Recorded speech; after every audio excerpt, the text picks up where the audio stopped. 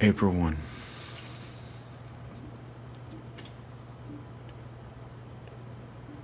Deuteronomy chapter 18, verse 1 to chapter 20th, verse 20. Remember that the Levitical priest, that is, the whole of the tribe of Levi, will receive no allotment of land among the other tribes of Israel. Instead, the priests and Levites will eat from the special gifts given to the Lord, for that is their name, for that is their share. They will have no land of their own among the Israelites. The Lord himself is their special possession, just as he promised them. These are the parts the priests may claim as their share from the cattle, sheep, and goats that the people bring as offerings: the shoulder, the cheeks, and the stomach. You must also give to the priest the first share of the grain, the new wine, the olive oil, and the wool at sharing time.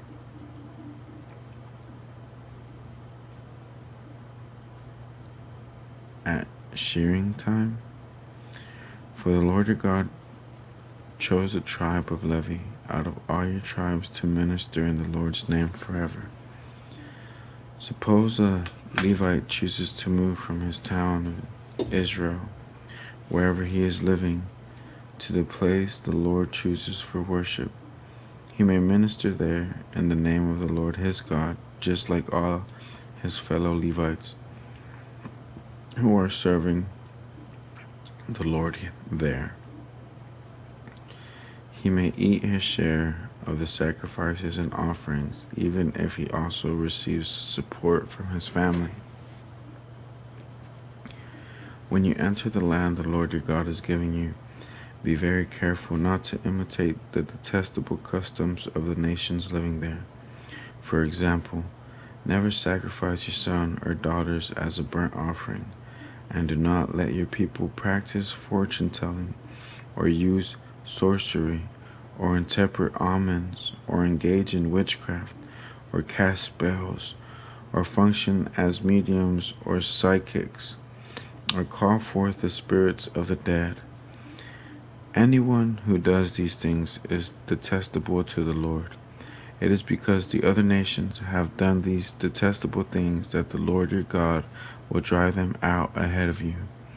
But you must be blameless before the Lord your God. The nations you are about to displace consult sorcerers and fortune tellers, but the Lord your God forbids you to do such things. Moses continued, the Lord your God will raise up for you a prophet like me from among your fellow Israelites. You must listen to him, for this is what you yourselves requested of the Lord your God when you were assembled at Mount Sinai. You said, don't let us hear the voice of the Lord our God anymore, or see his blazing fire, for we will die. Then the Lord said to me, what they have said is right. I will raise up a prophet like you from among their fellow Israelites. I will put my words in his mouth, and he will tell the people everything I command him. I will personally deal with anyone who will not listen to the message the prophet proclaims on my behalf. But any prophet who falsely claims to speak in my name, or who speaks in the name of another God, must die. But you may wonder, how will we know whether or not a prophecy is from the Lord? If the prophet speaks in the Lord's name, but his prediction does not happen or come true, you will know that the Lord did not give that message. That prophet has spoken without my authority and need not be feared. When the Lord your God destroys the nations whose land he is giving you, you will take over their land and settle in their towns and homes. Then you must set apart 3 cities of refuge in the land the Lord your God is giving you. Survey the territory and divide the land the Lord your God is giving you into 3 districts, with one of these cities in each district. Then anyone who has killed someone can flee to one of the cities of refuge for safety. If someone kills another person unintentionally without previous hostility, the slayer may flee to any of these cities to live in safety. For example, suppose someone goes into the forest with a neighbor to cut wood, and suppose one of them swings an axe and chops down a tree, and the axe head flies off the handle, killing the other person. In such cases, the slayer may flee to one of the cities of refuge to live in safety. If the distance to the nearest city of refuge is too far, an enraged avenger might be able to chase down and kill the person who caused the death. Then the slayer would die unfairly, since he had never shown hostility toward the person who died. That is why I am commanding you to set aside 3 cities of refuge. And if the Lord your God enlarges your territory, as he swore to your ancestors, and gives you all the land he promised them, you must designate 3 additional cities of refuge. He will give you this land if you are careful to obey all the commands I have given you, if you always love the Lord your God and walk in his ways. That way you will prevent the death of innocent people in the land the Lord your God is giving you as your special possession. You will not be held responsible for the death of innocent people. But suppose someone is hostile toward a neighbor and deliberately ambushes and murders him, and then flees to one of the cities of refuge. In that case, the elders of the murderer's hometown must send against the city of refuge to bring him back and hand him over to the dead person's avenger to be put to death. Do not feel sorry for that murderer. Purge from Israel the guilt of murdering innocent people, then all will go well with you. When you arrive in the land the Lord your God is giving you as your special possession, you must never steal anyone's land by moving the boundary markers your ancestors set up to mark their property. You must not convict anyone of a crime on the testimony of only one witness. The facts of the case must be established by the testimony of 2 or 3 witnesses. If malicious witnesses come forward and accuse someone of crime, then both the accuser and the accused must appear before the Lord by coming to the priests and judges in office at the time. The judges must investigate the case thoroughly. If the accuser has brought false charges against his fellow Israelite, you must impose on the accuser the sentence he intended for the other person. In this way, you will purge such evil from among you. Then the rest of the people will hear about it and be afraid to do such an evil thing. You must show no pity for the guilty. Your rule should be life for life, eye for eye, tooth for tooth, and hand for hand, foot for foot. When you go out to fight your enemies, and you face horses and chariots, and an army greater than your own, do not be afraid. The Lord your God, who brought you out of the land of Egypt, is with you. When you prepare for battle, the priest must come forward to speak to the troops.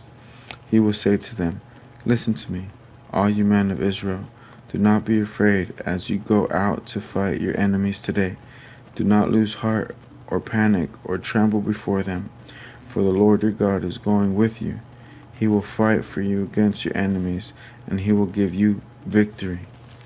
Then the officers of the army must address the troops and say, "Has anyone here just built a new house but not yet dedicated it? If so, you must go home. You might be killed in the battle, and someone else could dedicate your house. Has anyone here just planted a vineyard, but not yet eaten any of its fruits? If so, you may go home. You might die in battle, and someone else could eat the first fruit. Has anyone here just become engaged to a woman, but not yet married her? Well, you go home and get married. You might die in the battle, and someone else would marry her. Then the officers will also say, is anyone here afraid or worried? If you are, you may go home before you frighten anyone else. When the officers have finished speaking to their troops, they will appoint the unit commanders. As you approach a town to attack it, you must first offer its people terms for peace. If they accept your terms and open the gates to you, then all the people inside will serve you in forced labor. But if they refuse to make peace and prepare to fight, you must attack the town. When the Lord your God hands the town over to you, use your swords to kill every man in the town. But you may keep for yourselves all the women, children, livestock, and other plunder. You may enjoy the plunder from your enemies that the Lord your God has given you. But these instructions apply only to distant towns, not to the towns of the nations in the land you will enter. In those towns that the Lord your God is giving you as a special possession, destroy every living thing. You must completely destroy the Hittites, Amorites, Canaanites, Perizzites, Hivites, and Jebusites, just as the Lord your God has commanded you. This will prevent the people of the land from teaching you to imitate their detestable customs and the worship of their gods, which would cause you to sin deeply against the Lord your God. When you are attacking a town and the war drags on, you must not cut down the trees with your axes. You may eat the fruit, but do not cut down the trees. Are the trees your enemies that you should attack them? You may only cut down trees that you know are not valuable for food. Use them to make the equipment you need to attack the enemy town until it falls. End of the Old Testament. I'm now going to read the part of the New Testament. Luke chapter 9, verse 28 through 50. About 8 days later, Jesus took Peter, John, and James up on a mountain to pray. And as he was praying, the appearance of his face was transformed, and his clothes became dazzling white. Suddenly, two men, Moses and Elijah, appeared and began talking with Jesus. They were glorious to see, and they were speaking about his exodus from this world, which was about to be fulfilled in Jerusalem. Peter and the others had fallen asleep. When they woke, they saw Jesus' glory and the two men standing with him. As Moses and Elijah were starting to leave, Peter, not even knowing what he was saying, blurted out, "Master, it's wonderful for us to be here. Let's make 3 shelters as memorials, one for you, one for Moses, and one for Elijah." But even as he was saying this, a cloud overshadowed them, and terror gripped them as the cloud covered them.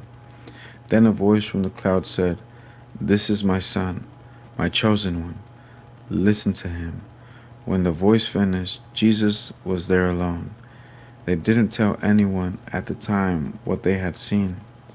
The next day, after they had come down the mountain, a large crowd met Jesus. A man in the crowd called out to him, "Teacher, I beg you to look at my son, my only child. An evil spirit keeps seizing him, making him scream. It throws him into convulsions so that he foams at the mouth. It batters him and hardly ever leaves him alone. I begged your disciples to cast out the spirit, but they couldn't do it." Jesus said, "You faithless and corrupt people, How long must I be with you and put up with you? Then he said to the man, Bring your son here. As the boy came forward, the demon knocked him to the ground and threw him into a violent convulsion.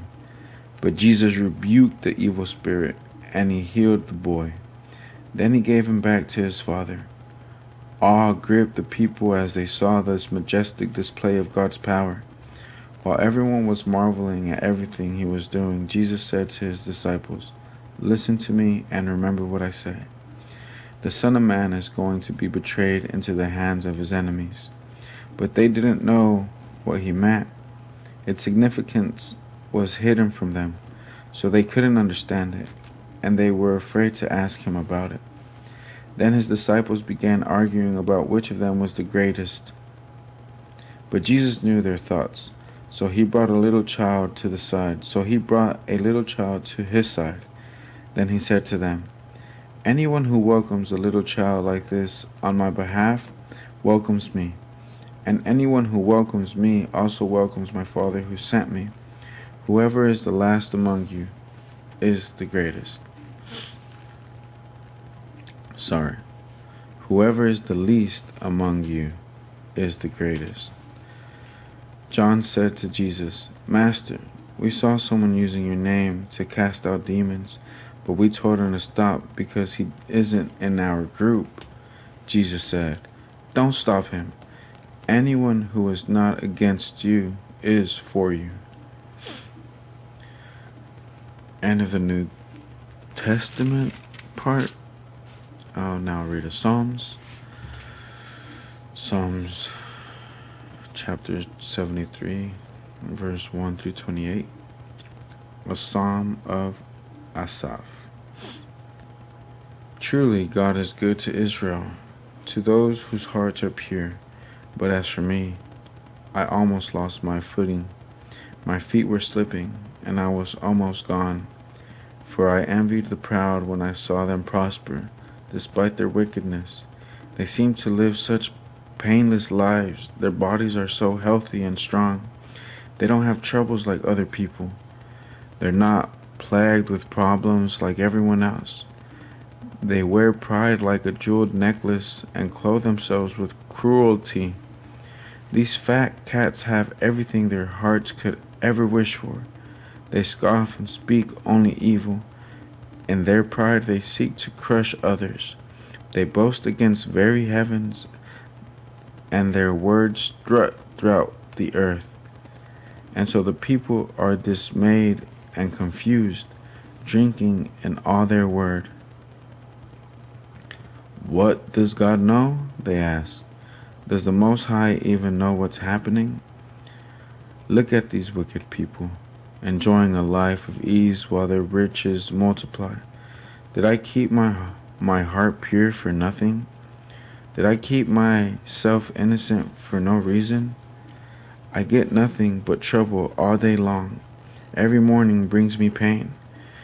If I had really spoken this way to others, I would have been a traitor to your people. So I try to understand why the wicked prosper, but what a difficult task it is. Then I went into your sanctuary, O God, and I finally understood the destiny of the wicked. Truly, you put them on a slippery path and send them sliding over the cliff to destruction. In an instant, they are destroyed, completely swept away by terrors. When you arise, O Lord, you will laugh at their silly ideas as a person laughs at dreams in the morning. Then I realized that my heart was bitter and I was all torn up inside. I was so foolish and ignorant. I must have seemed like a senseless animal to you. Yet I still belong to you. You hold my right hand. You guide me with your counsel, leading me to a glorious destiny. Whom have I in heaven but you? I desire you more than anything on earth. My health may fail, and my spirit may grow weak, but God remains the strength of my heart.